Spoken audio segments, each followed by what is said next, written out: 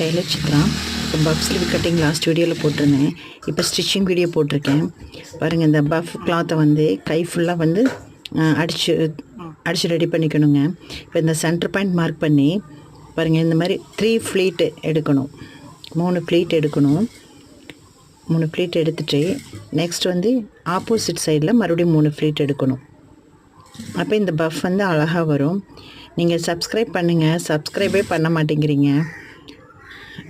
பண்ணுங்கள், இந்த வீடியோ பார்த்துட்டு சப்ஸ்கிரைப் பண்ணுங்கள். Okay, thank you.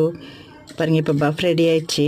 இப்போ ப்ளவுஸ் வந்து ஃபினிஷ் பண்ணிவிட்டு அந்த ஸ்லீவ் இருக்கு இல்லைங்களா, அதை வந்து ஆம்கோல் சென்டர் பாயிண்டில் வச்சு நம்ம ஸ்டிச் பண்ணணும்.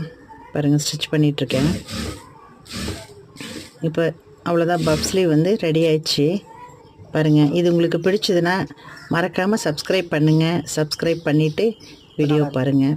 தேங்க்யூ. உங்களுக்கு பிடிச்சதான்னு கமெண்ட் பண்ணுங்கள்.